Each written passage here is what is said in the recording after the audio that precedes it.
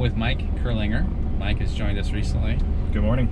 And he has just closed his first sale, so congratulations, Mike. Thank you. Nice Thank work. you. So we were just talking this morning about where that sale came from, and one of the classes we have is the Business to Business Mastery course. It's all about generating referrals from local business owners, and your first sale, came from a business to business referral, right? Yep. So tell us about that. It came through a lender I work with, and I'm really fortunate that I had, before I was ever in the business, and actually before the lender was ever in the business, we had worked together at another job. So when you got in real estate, obviously, recently, first thing you did is start networking with people, and she's one of the people you network Yeah. with. Oh yeah. Someone I already knew, who I already had a good, trustworthy relationship with, who was already in the business. It was like my first phone call, probably. So you guys went coffee, lunch?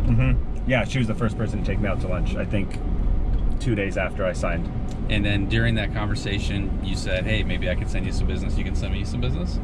It actually started, they became my first referral for anybody who needed a lender. Gotcha. So you start referring them business. Yeah, it didn't even come from that. It came from clients they had brought in who weren't happy with the person who'd been serving them before.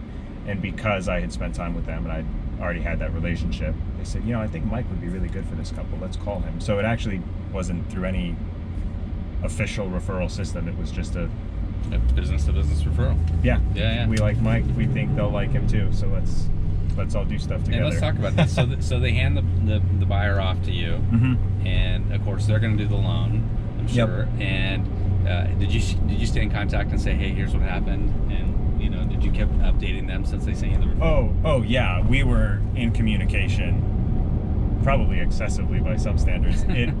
They were in a rental that was being sold, so they were super motivated. Gotcha. And in a very active price range. So besides the fact that they put in, I don't know, 3 or 4 offers in the first week and a half, I was definitely regularly saying with the lender, hey, we met, this is where we're looking at, or hey, we're putting an offer in on this house, hey, they're considering this, is this going to push their range too much? Getting a lot of hard numbers from the lender as far as, I can estimate what their monthly payments will be on this house. How quickly can you give me that real number so they can decide if they want to put the offer in or not?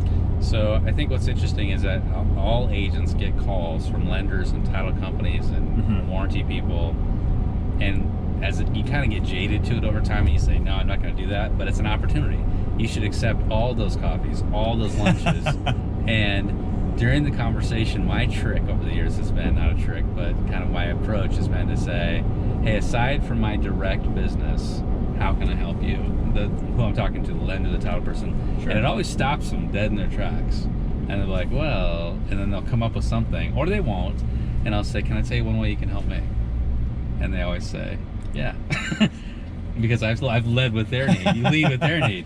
And so then I'll say, I know you probably have a lot of realtors you work with, right? And they'll say yes. And I say, I just want to be on your short list. That would be somebody you turn to in the case of your favorite guy is not available. And my goal, of course, is to become the favorite guy, right? So that's always been something that's worked for me. Congratulations on your first deal. Thanks. And I look forward to a lot more. Me too.